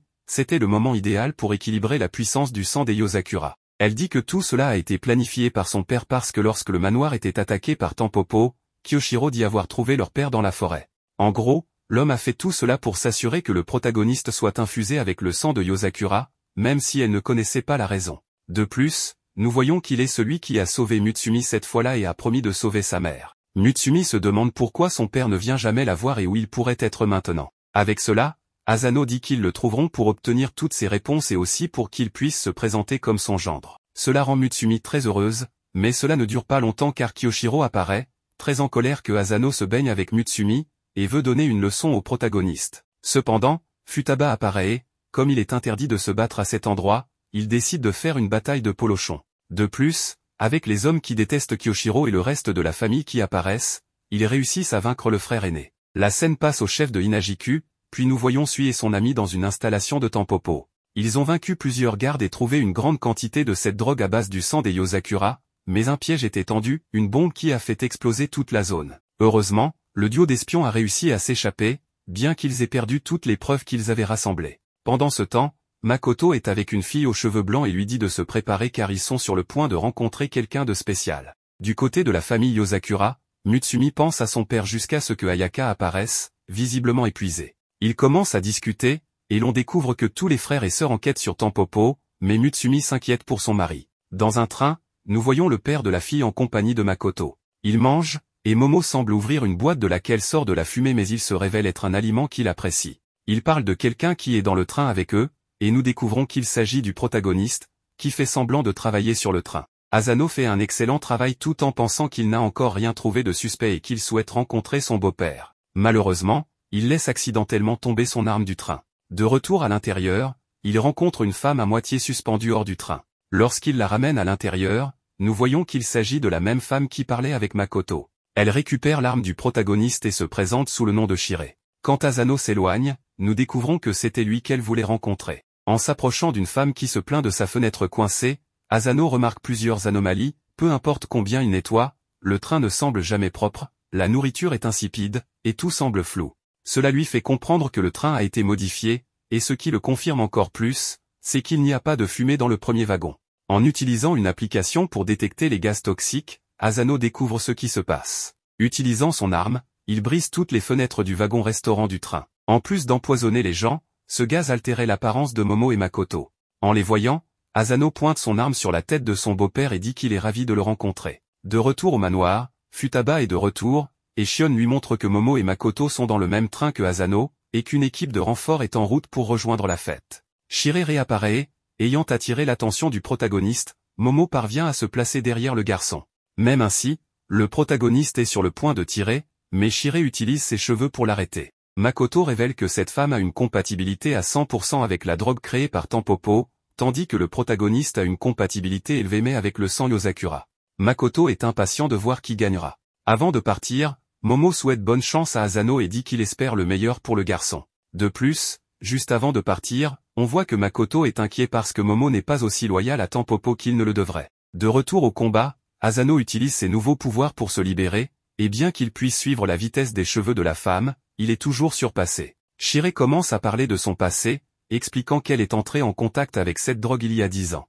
Elle avait un corps extrêmement fragile, mais la drogue Asakura lui a donné une nouvelle vie. Cependant, tout a un prix, et un corps ne peut supporter 100% de Asakura que pendant 10 ans, selon l'utilisation du pouvoir. Dans son état actuel, son corps n'a plus beaucoup de temps à vivre, et elle mourra bientôt. Asano lui demande pourquoi elle combat pour Tampopo si l'utilisation de ce pouvoir est si nuisible pour elle. Shiré répond qu'elle veut apporter le Asakura à bord de ce train à plus de personnes, car il atteindra des gens comme elle qui en ont vraiment besoin. De plus, les données de ce combat seront utilisées pour la prochaine étape de la recherche.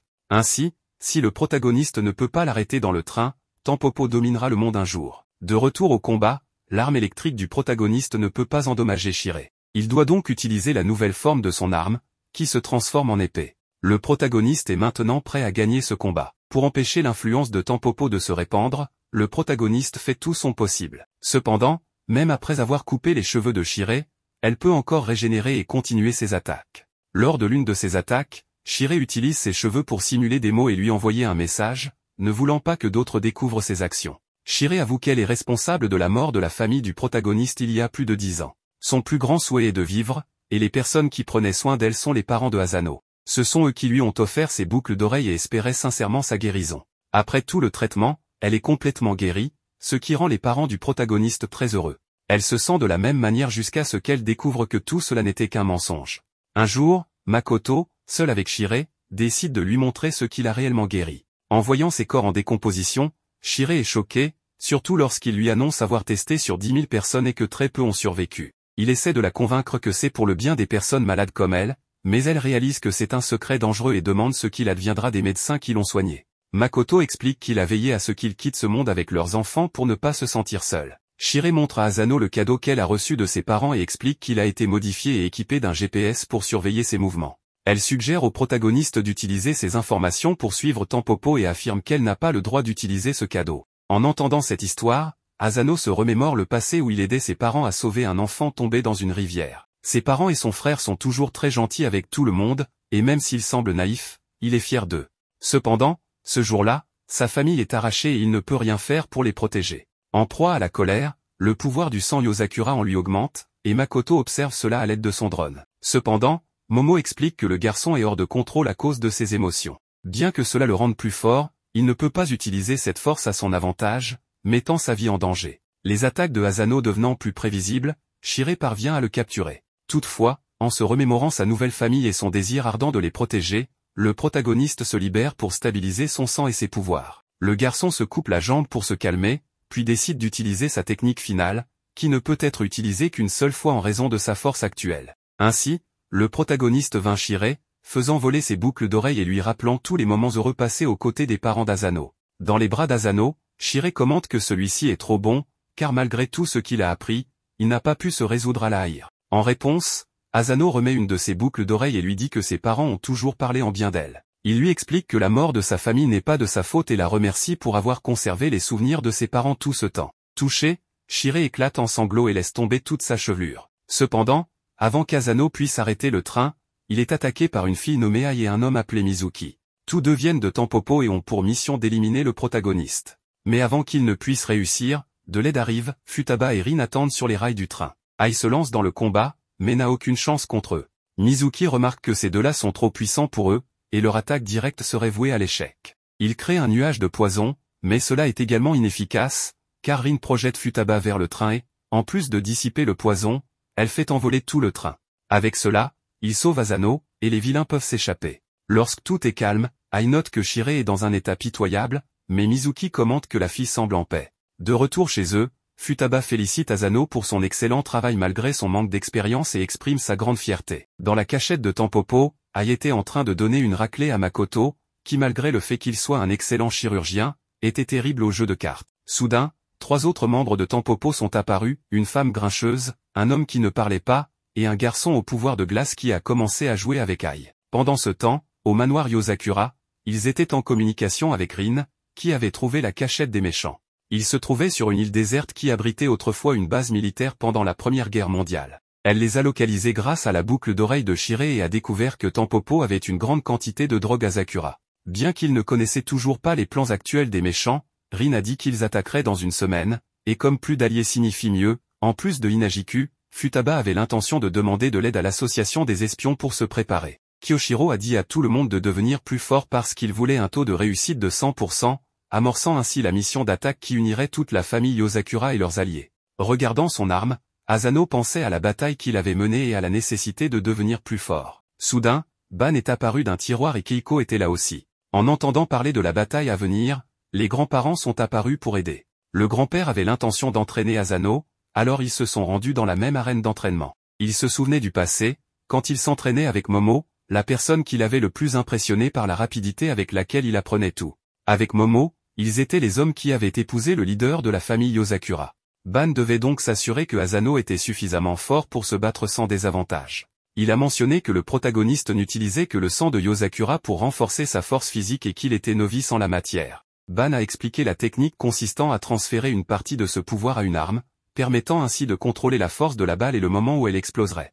Essentiellement, c'est ce que Momo a fait avec le protagoniste, et comme Ban ne voulait pas que Asano revive cela, il a décidé de lui apprendre à maîtriser cette technique. Avec cela, il a commencé à tirer sur le protagoniste, et comme Ban pouvait contrôler la force de la balle, ce n'était pas mortel, bien que cela fasse très mal. Ainsi, l'entraînement de Asano a commencé et il devait être prêt à résister à 1 million de tirs. La scène a ensuite montré ce que faisait le reste de la famille. Kyoshiro parlait à Seiji et Rin de sa capacité. La femme ne pouvait pas utiliser les fils, alors elle a fini par couper le bandage sur sa main, révélant qu'elle avait autrefois fait partie de Tampopo. Kyoshiro a suggéré que Kengo pourrait aider à cacher la marque avec de la peau synthétique, mais Rin a refusé, disant que Tampopo continuait d'enlever et de modifier des personnes, alors elle ne retirerait la marque que lorsqu'il serait vaincu. C'est pourquoi elle a fondé Inajiku, pour s'assurer que personne d'autre ne finirait comme elle. En plus d'elle, Suioga avait également la marque parce qu'ils étaient des orphelins qui avaient été modifiés. Rin les a sauvés avec plusieurs autres enfants, qui sont morts quelque temps plus tard à cause de la drogue.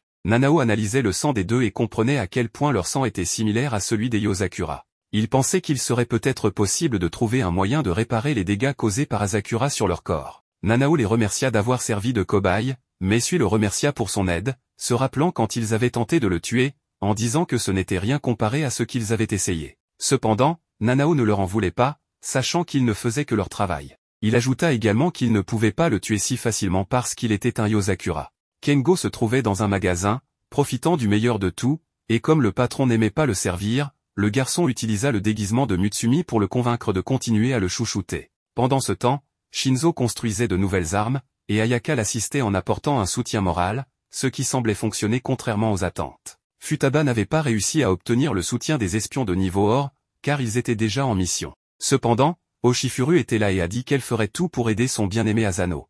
En vérifiant l'entraînement de son mari, Mutsumi vit le garçon couvert de bleu, tellement blessé qu'il prétendait voir ses parents et son frère près de lui. Comme il ne montrait pas beaucoup de progrès, Ban décida de changer de stratégie. Remarquant que le protagoniste n'avait éveillé que la moitié de son pouvoir, il expliqua cela. Les deux yeux de Ban portaient le symbole de Yozakura, et il expliqua le pouvoir de l'épanouissement, qui distribuait la puissance dans tout le corps, accordant de nouvelles capacités comme celle de Ban, qui lui permettait de pénétrer dans des endroits normalement inaccessibles. De plus, avec ses pouvoirs de pénétration, il pouvait faire en sorte que ses balles pénètrent beaucoup plus profondément dans les cibles qu'elles ne le devraient. Lorsque le protagoniste déclara qu'il était prêt, le véritable entraînement commença, et à sa surprise, c'était une danse. Asano ne comprenait rien jusqu'à ce que Ban lui tire dessus, mais le protagoniste utilisa son épée pour se protéger. L'arme se brisa, mais Asano ne s'en soucia pas et demanda à continuer l'entraînement. Ban était fier, mais il dit qu'il avait besoin d'une expérience avec un véritable risque, alors il visa Mutsumi et tira. Cela éveilla l'épanouissement complet de Asano, qui arrêta la balle avec sa main, ne comprenant pas encore complètement ce qui était arrivé à son corps. Ban comprit le nouveau pouvoir du protagoniste. Contrairement à lui, qui avait l'habitude d'esquiver les choses, Asano affrontait toujours ses problèmes de front, donc son épanouissement était un corps extrêmement puissant destiné à protéger Mutsumi. Même en sachant que son grand-père avait agi pour son bien, le protagoniste était très en colère d'avoir mis Mutsumi en danger. Cependant, c'était un plan entre les deux, car Mutsumi savait ce qui allait se passer et avait un bouclier invisible. Malgré tout, c'était très dangereux, alors Keiko les réprimanda tous les deux, surtout à cause de l'état de Tao après avoir été piégé de cette façon. Changeant de sujet, elle emmena Mutsumi dans une pièce secrète où se trouvait le livre du leader de la famille Yozakura. Cet endroit était également un refuge pour les cas extrêmes, contenant les secrets de la famille. Cependant, la méthode de déverrouillage avait été perdue pendant la guerre, et même elle ne savait pas ce qui se trouvait à l'intérieur. De plus, si quelqu'un essayait de l'ouvrir par la force, tout le manoir Yozakura s'autodétruirait pour protéger les secrets. Avec cela, Keiko demanda à Mutsumi si elle était prête à tout détruire pour empêcher que les secrets de la famille Yozakura ne soient révélés. Elle répondit qu'elle était prête, car le temps qu'elle avait passé là-bas avec Asano et les autres ne serait jamais effacé. Soudain, le protagoniste entra dans la pièce avec Ban, car il essayait d'empêcher son grand-père de fouiner. Cependant, ils entendirent tous deux la conversation, et en prenant sa femme dans ses bras, il dit qu'il n'était pas prêt à tout perdre, alors il ferait de son mieux pour devenir plus fort et ne jamais la laisser perdre quoi que ce soit. La veille de la mission, tout le monde s'était réuni pour une fête, et lorsqu'Asano se tenait devant l'arbre sacré des Yozakura, son éveil s'est produit. Keiko a expliqué que le contrôle de Asano sur son éveil était encore faible, c'est pourquoi l'arbre s'était connecté à lui si facilement. Elle a également mentionné que faire une fête avant un événement important était une tradition familiale, appelée le banquet Yozakura. Lorsqu'elle a offert des omelettes à Asano, Ban est apparu. Cela a surpris Asano, mais en reculant, il est tombé sur Oshifuru, qui a dit qu'il avait terminé une mission le plus rapidement possible juste pour voir le protagoniste. La scène est devenue encore plus étrange lorsqu'Oshifuru a insisté pour que Asano mange les omelettes qu'il avait préparées. Cependant, Ayaka l'a arrêté en affirmant que Asano mangerait son omelette à elle. Avec Sui et Ban se joignant également à la confusion, le protagoniste a fini par manger toutes les omelettes pour les rendre heureux. Pendant ce temps, à la base secrète des méchants, il faisait aussi un banquet, où il est devenu clair que la plupart d'entre eux n'aimaient pas beaucoup Makoto, au point qu'il s'est retrouvé avec un gâteau sur le visage. De retour à la fête Yozakura, c'était l'heure du spectacle de talent, et les premiers à se produire furent Shion, Mutsumi et Keiko. Ils ont très bien dansé sur un numéro à la Oshinoko, exécuté par Kyoshiro et Ban. Shion était très embarrassé de participer, mais le spectacle a continué avec chacun d'entre eux montrant leur talent. Revenant au sujet principal, Mutsumi a distribué des flyers de mission à chacun d'eux et a expliqué ce qu'ils devaient faire, capturer Makoto, récupérer toutes les drogues stockées sur l'île, sauver les personnes utilisées comme cobayes et découvrir pourquoi Momo est Tampopo. Soudain, Kyoshiro a enlevé le protagoniste et lui a parlé d'une mission secrète qui serait réalisée uniquement par eux deux. Kyoshiro se tenait devant la tombe de sa mère, mais a dit qu'il n'y avait pas de corps là-bas. En réfléchissant à la manière dont Asakura avait évolué si rapidement, Kyoshiro a déduit que Tampopo avait son corps. Sur ce, il a déclaré que leur mission secrète serait de récupérer le corps de leur mère sans que les autres frères et sœurs ne s'en aperçoivent. Asano a demandé pourquoi Kyoshiro lui faisait confiance pour une mission aussi importante, mais tout ce que Kyoshiro a dit, c'est que c'était son devoir en tant que grand frère de gérer ce genre de situation. Avant qu'il ne puisse continuer à parler, Futaba est apparue, et étant ivre, elle voulait faire du sumo avec son frère. Ensuite, Mutsumi est apparue, a souhaité bonne chance à Asano et lui a dit qu'elle prierait pour lui. Le lendemain matin, ils étaient prêts pour la mission, et en s'approchant de l'île, ils ont été découverts par les méchants. Makoto a demandé comment il les avait trouvés, et Momo a expliqué que c'était grâce à Shirei. Lorsque le leader a demandé pourquoi il ne l'avait pas mentionné avant, Momo a répondu qu'il ne l'avait pas demandé. À ce moment-là, Akai est monté à la surface pour attaquer les ennemis, et avec son efficacité de 152% avec Asakura, il a lancé une attaque de feu très puissante. Cependant, cela n'était rien pour Futaba, qui a provoqué une explosion en arrêtant l'attaque. Ainsi, ils sont entrés dans la cachette, mais il était clair que cela ne suffisait pas pour vaincre Ai. Futaba a alors ordonné à Goliath de partir, car elle allait gérer cet ennemi seule. Dans sa quête pour améliorer ses recherches, Makoto a ordonné à Akai de ramener Futaba vivante, mais peu importe combien de fois elle attaquait, Futaba parvenait à esquiver tous les coups. Pendant ce temps, le groupe de Shion détruisait les installations de Tampopo, empêchant ainsi toute demande de renfort. C'est alors que Keiko a décidé de rejoindre le combat. Asano et les autres avaient déjà pénétré dans la base secrète lorsque le bras droit de Makoto est apparu. Son nom est Kurosawa, et il peut modifier tout son corps, qui est fait d'acier. Pour gagner du temps, Shinzo a ordonné à tout le monde d'avancer, disant qu'il s'occuperait de cet ennemi. Revenons au combat de Futaba. Elle a dit qu'il vaudrait mieux que la méchante se rende, mais Akai n'a pas obéi. Comme les Yozakura, ceux qui ont pris Asakura ont également un éveil. Utilisant son pouvoir au maximum, elle a attaqué Futaba, qui, en essayant d'esquiver les flammes, a failli être touché. De plus, les attaques sont devenues beaucoup plus puissantes, provoquant une énorme explosion.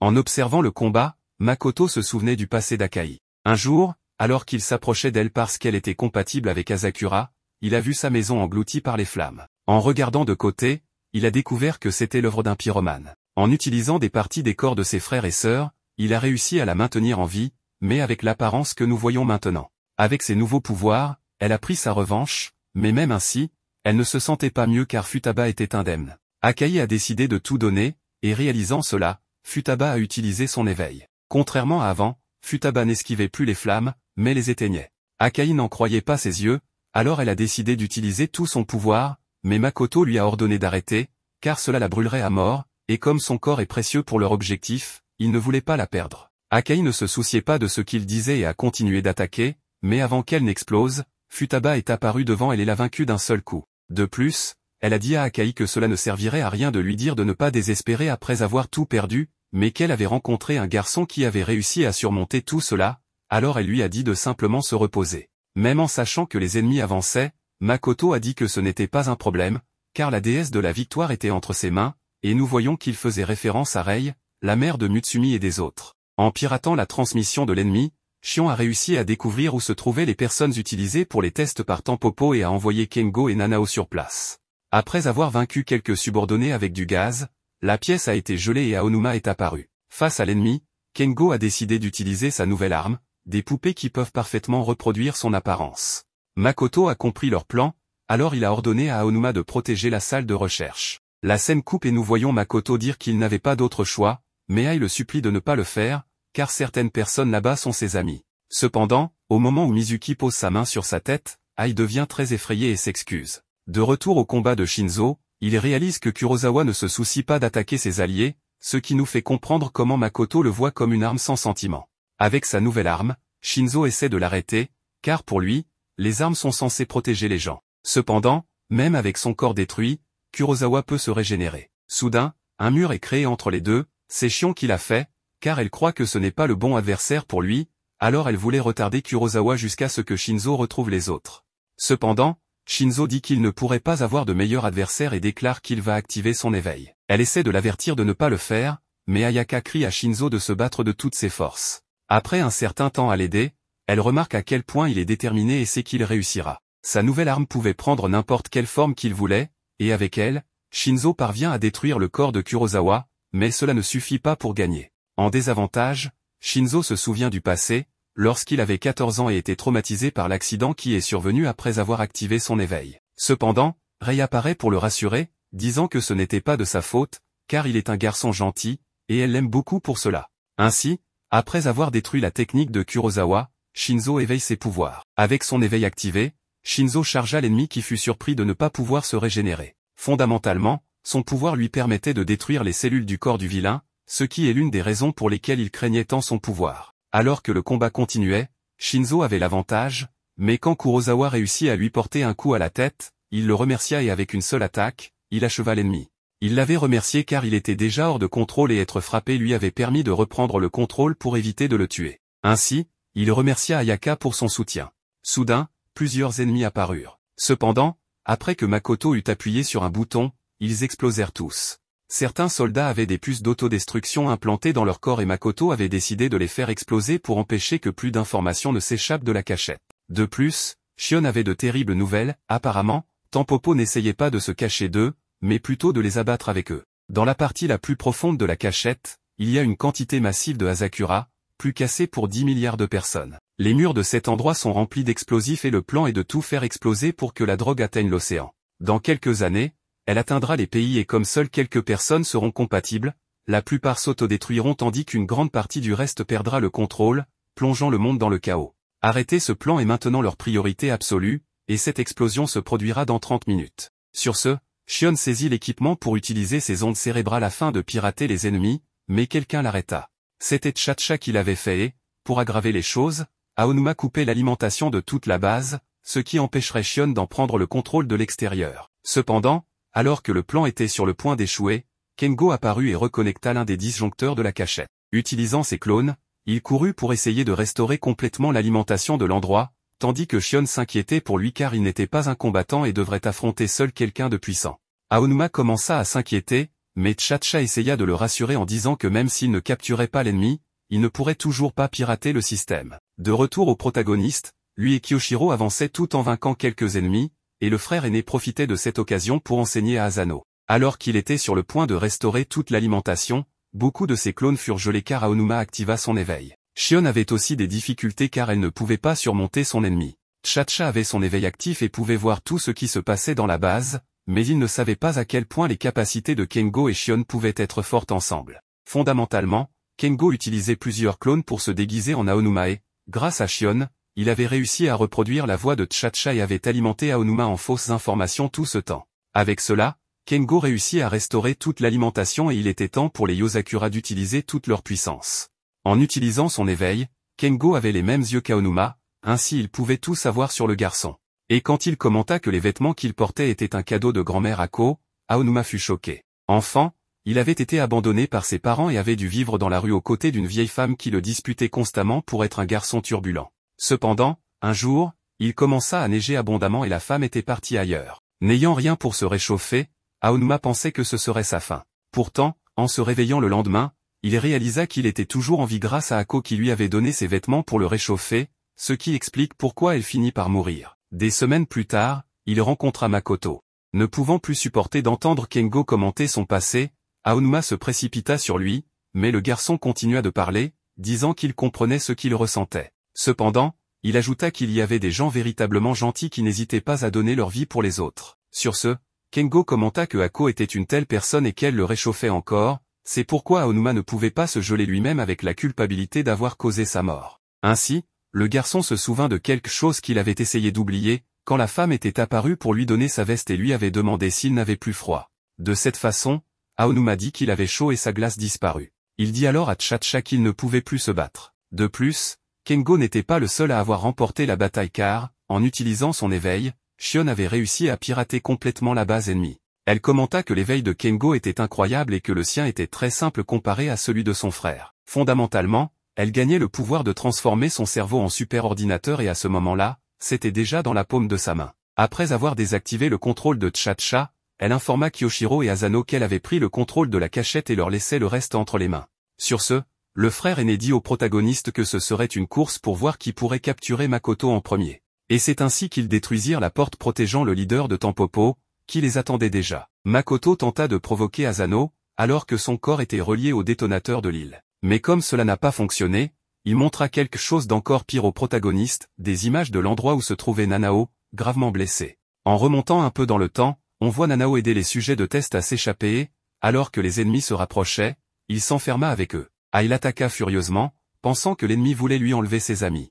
À ses côtés, Mizuki utilisa ses pouvoirs pour créer un gaz soporifique, parvenant à endormir certains des sujets en fuite. Pour l'arrêter, Nanao tenta de neutraliser le poison dans l'air, mais c'était très difficile avec Ai qui l'attaquait. Le garçon essaya de les convaincre d'arrêter en disant que ses recherches pouvaient les aider à guérir leur corps et à retirer le Hakura en toute sécurité. Cependant, Mizuki déclara qu'ils avaient déjà un moyen de le faire et qu'ils voulaient changer la société. Mizuki raconta alors son histoire. Il y a 11 ans, à cause d'une maladie provoquée par une entreprise dans sa ville natale, il perdit sa femme et sa fille. Cependant, lorsqu'ils tentèrent de poursuivre en justice, son peuple perdit, car l'entreprise disposait de beaucoup d'argent et les fit passer pour des extorqueurs. Comme la société les avait rejetés, Mizuki comptait leur rendre l'appareil, et grâce à Makoto, il avait maintenant le pouvoir de le faire. Ainsi, en éveillant ses pouvoirs, il attaqua Nanao, et le protagoniste assistait à tout cela. Makoto continua ses provocations, demandant au protagoniste s'il allait laisser un autre jeune frère mourir. Cependant, Asano répondit qu'il ne se battait pas seul et que de l'aide était arrivée.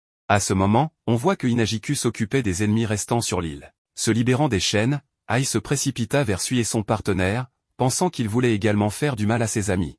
En utilisant son éveil, tout le poison de Mizuki fut absorbé, et Nanao déclara que son pouvoir s'appelait adaptation, son corps pouvait neutraliser tout poison avec lequel il entrait en contact, ainsi que son environnement. Avec cela, il parvint à vaincre Mizuki. Mais il réalisa alors qu'Ai était au sol, son corps s'effondrant. Sui commenta qu'elle avait vu plusieurs des expériences de Makoto mourir de la même manière, et que cela se produirait dans quelques minutes. Pour empêcher cela, Nanao tenta d'utiliser ses pouvoirs pour neutraliser tout le Asakura dans le corps de la fille, mais elle ne pouvait pas le supporter. Soudain, Mizuki expliqua la raison et dit qu'il aiderait à la guérir. Cependant, il devrait transférer le Asakura de son corps dans le sien, ce qui serait fatal. Même ainsi, il ne s'en souciait pas.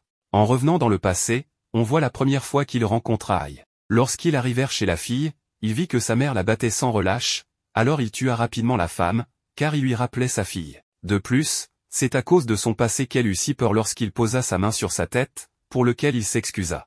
Ainsi, il demanda à Nanao d'apporter de la lumière dans la vie d'Ai. Quand elle se réveilla, elle demanda à Mizuki de ne pas le faire. Cependant, il était déjà trop tard et le corps de l'homme se transforma en poussière. Shion parvint à briser la connexion entre Makoto et le détonateur. Asano sort alors sa nouvelle arme foudroyante et tire sur Makoto, et lorsque celui-ci tenta quelque chose en retour, Kyoshiro lui coupa le bras et la tête, mais son corps commença à se régénérer. Le grand frère révéla que l'ennemi était né en 1914. De plus, pour aggraver les choses, lorsqu'il se releva, Makoto révéla qu'il avait le même éveil que les Yozakura. Il expliqua qu'il avait travaillé pour l'armée japonaise pendant la Seconde Guerre mondiale et qu'il faisait partie d'un projet secret visant à recréer les pouvoirs des Yozakura pour créer des soldats puissants. Kyoshiro commenta que les Yozakura avaient autrefois travaillé avec le gouvernement, mais étaient devenus indépendants en 1895, ce qui expliquait pourquoi il n'y avait aucun dossier de leur collaboration pendant la Seconde Guerre mondiale. Makoto confirma que les Yozakura avaient refusé les demandes du gouvernement, mais ce n'était pas toute l'histoire. Le méchant déclara que le monde était très injuste et qu'il voulait utiliser le Asakura pour rétablir l'équilibre. Soudain, en coupant une partie de son corps, il créa un monstre et révéla que son éveil s'appelait Régénération. De plus, comme il possédait l'ADN de tous ces sujets de test, il pouvait utiliser leur pouvoir à volonté. Pour activer le détonateur manuellement, il s'échappa, et malgré une attaque puissante, Kyoshiro ne put blesser le monstre. Il eut alors une meilleure idée, utiliser ses fils sur le corps de Asano pour le rendre plus rapide,